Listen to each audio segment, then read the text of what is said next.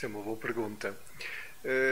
A Turquia tem uma situação geopolítica que eu acho que é muito interessante, mas também acaba por gerar contradições também políticas. Nós podemos ver a Turquia, e é verdade, ela faz parte de uma área europeia, faz parte do Mediterrâneo Oriental, mas também está inserida de alguma forma no Médio Oriente. Essa é uma realidade geográfica que a Turquia não pode escapar, obviamente, pela sua posição.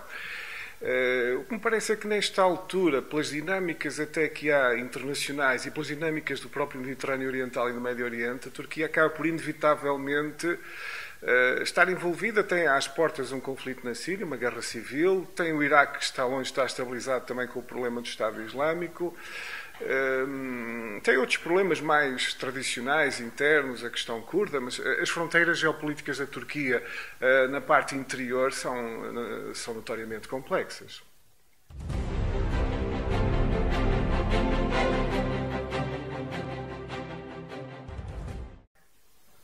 Bem, a Turquia, eu penso que apesar de todas estas transformações nestes últimos tempos, que não serão talvez as melhores do ponto de vista democrático, mantém no essencial uma estrutura democrática. Agora, obviamente há problemas de funcionamento interno e problemas também de um certo estilo de liderança e de uma certa forma de exercer o poder. Essa realmente é uma questão importante para a Turquia, para o rumo da Turquia, também para a aproximação ou não à União Europeia. Eu penso que se tem dado um processo que é um processo no qual a Turquia se insere, um processo mais geral que nós vemos um pouco em todo o mundo árabe e islâmico, que é uma tendência para um certo retrocesso da secularização ou dos partidos de base mais secular. No mundo árabe isso é notório, mas penso que a própria Turquia também acaba por ter essas tendências, embora de uma outra maneira, muito mais mitigada e mais própria e mais moderada. A par disso, há provavelmente também um estilo de fazer política que me parece que é muito personalizado no líder forte. Eu, como observador externo, dá-me a sensação que há uma certa apetência por parte significativa da população da Turquia por uma liderança forte, um líder carismático forte. Isso em si não tem nada de mal e pode ser perfeitamente democrático. O problema é quando isso depois começa a passar certas barreiras de direitos fundamentais, de liberdades e, infelizmente, há alguns sinais que, por vezes, essa tensão está na liberdade de imprensa, nas críticas ao regime, de se estarem, por vezes, a passar ali algumas zonas aceitáveis do ponto de vista democrático. Aí sim há alguma preocupação com o rumo da Turquia.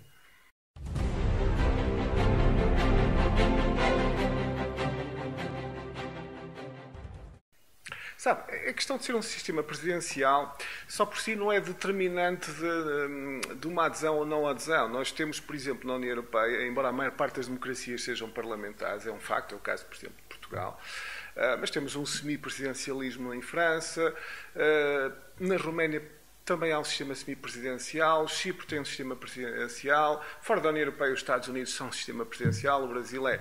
Portanto, há vários modelos de democracia. A questão não é tanto ser presidencial ou ser parlamentar ou um sistema híbrido.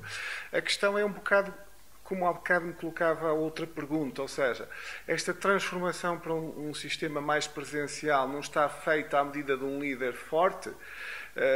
Essa é que pode ser depois, no fundo, a questão é se está a fazer uma transformação da Constituição turca, não tanto por se pensar em abstrato numa melhor forma, digamos assim, de encontrar um modelo de funcionamento para a sociedade turca, mas, no fundo, ajustar a Constituição à medida de um líder e de quem ocupa o poder.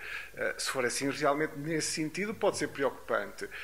Pode ser preocupante e afetar a adesão à União Europeia.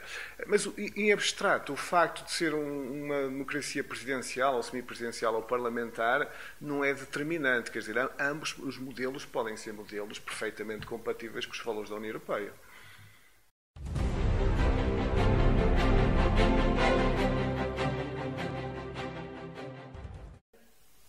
O problema curdo, infelizmente, é um problema para a Turquia, é um problema para a população curda, é um problema que se cruza no caminho das negociações. As negociações são uma coisa complexa, não só por razões como essas que refere. Eu aqui gostava também de fazer uma abordagem um bocadinho mais geral, se me permite. parte do problema tem a ver com questões como os curdos, questões de Chipre, outras questões internas, nomeadamente, como estávamos a falar, de limites de liberdades democráticas que por vezes não estão a ser respeitados e outras questões. Mas isso é um problema complexo para a Turquia resolver. Há também a dinâmica que eu penso que da própria União Europeia, que também não facilita. Ou seja, o que eu vejo é que neste momento há duas dinâmicas, uma da própria Europa, por esta crise do euro, o próprio caso da Grécia, notoriamente, que leva muitos países, sem ter a ver diretamente a questão com a Turquia, mas leva em muitos países a um sentimento da opinião pública muito pouco propício a alargamentos. Fica a sensação que a União Europeia já se alargou muito nestes últimos anos, que está pouco consolidada, que há problemas internos que ainda estão longe de ser resolvidos e a Turquia, naturalmente, pelas suas características, pela dimensão da população, pela área geopolítica que é simultaneamente europeia e Médio Oriente, traz um conjunto de questões novas. O caso dos curdos é, de facto, um problema transnacional e é notoriamente um problema complexo. A Turquia tem uma população significativa maior, mas depois há a questão na Síria, há no Iraque, também há prolongamentos no Irão. E não é um problema de maneira nenhuma fácil de ser resolvido. E nem pode ser resolvido só pela Turquia, que também o problema é isto. O drama também que acho que a Turquia tem nas mãos é que o problema, por muito que a Turquia eventualmente possa fazer, ele pode ser destabilizado também a partir das fronteiras, ou beneficiar de dinâmicas do outro lado da fronteira. Não é? Isto tem as duas questões.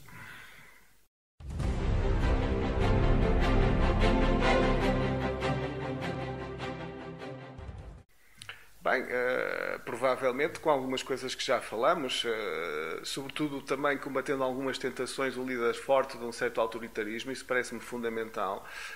Também parece fundamental que algumas das reformas com que a Turquia mais ou menos se comprometeu, mas aparentemente agora não estão assim tanto a avançar, algumas foram postas um bocado mais de lado, também parece outro aspecto importante. Sobretudo eu acho que também se calhar uma coisa que também neste momento faz se calhar não aproximar a Turquia da União Europeia era aquilo que eu dizia. Na União Europeia nós temos neste momento tendências de escolarização muito fortes.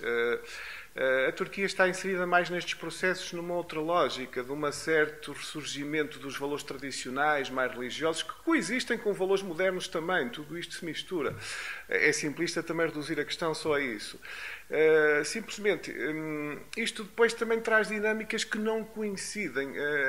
E se misturarmos isto com este ambiente internacional destes grupos radicais islamistas, que obviamente fazem tudo para provocar conflitos mais alargados e alastrar na engrenagem, também não é muito fácil realmente a situação na Turquia neste momento de aproximação. Embora eu penso que possa fazer mais, nomeadamente nessas situações, parte por razões internas, se calhar tentar a negociação de problemas que são difíceis, o caso dos curdos, o caso de Chipre, por exemplo.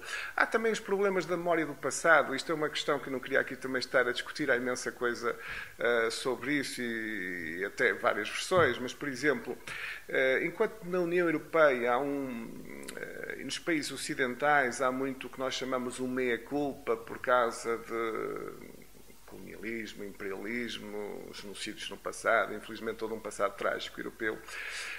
A Turquia parece conviver um pouco mal com algumas questões. Estou a pensar no caso dos arménios na Primeira Guerra Mundial e situações do género. Provavelmente porque também foi muito traumática a formação da Turquia moderna no final da Primeira Guerra Mundial.